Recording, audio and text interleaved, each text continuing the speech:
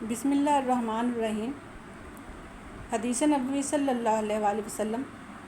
عقیل بن خالد نے ابن شہاب سے، انہوں نے عروہ بن زبیر سے، انہوں نے حضرت عائشہ رضی اللہ عنہا سے روایت کی کہ رسول اللہ صلی اللہ علیہ وآلہ وسلم کی ازواج جب رات کو قضائے حاجت کے لیے باہر نکلتی تو المناسہ کی طرف جاتی تھیں۔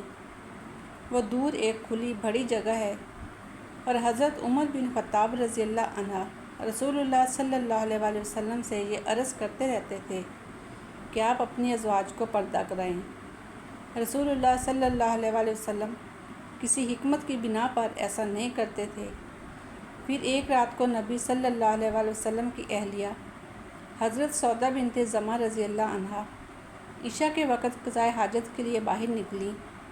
وہ دراز قد خاتون تھیں، تو عمر رضی اللہ عنہ نے اس حرص میں کہ حجاب نازل ہو جائے پکار کر ان سے کہا، سودا، ہم نے آپ کو پہچان لیا ہے۔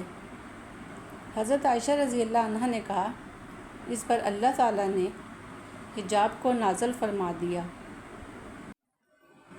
حشام کے والد عروہ نے حضرت اسماء بنت ابی بکر رضی اللہ عنہما سے روایت کی۔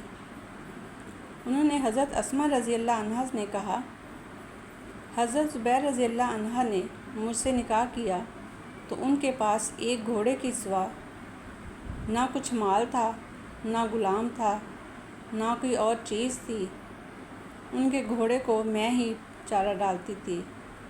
ان کی طرف سے ان کی ساری ذمہ داری میں سنبھالتی، اس کی نگہداشت کرتی، ان کے پانی لانے والے اونٹ کے لیے کھجور کی گٹلیاں توڑتی اور اسے کھلاتی۔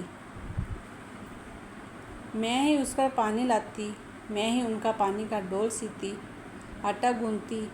میں اچھی طرح روٹی نہیں بنا سکتی تھی تو انصار کی خواتین میں سے میری ہمسائیاں میرے لیے روٹی بنا دیتی۔ وہ سچی دوستی والی عورتیں تھیں۔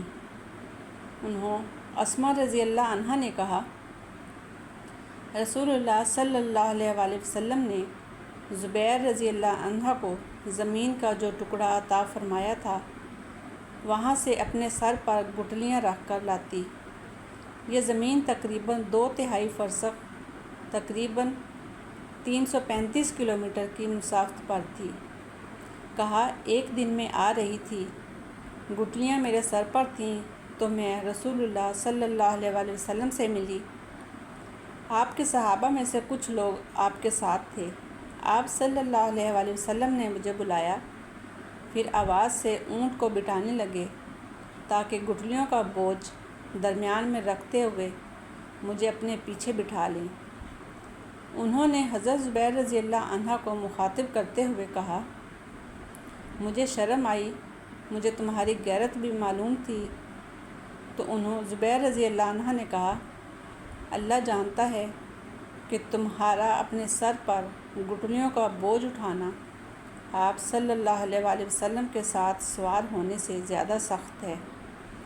کہا، یہی کیفیت رہی یہاں تک کہ ابو بکر رضی اللہ عنہ نے میرے پاس رسول اللہ صلی اللہ علیہ وآلہ وسلم کی عطا کردہ ایک نیز بھجوا دی، اور اس نے مجھ سے گھوڑے کی ذمہ داری لے لی۔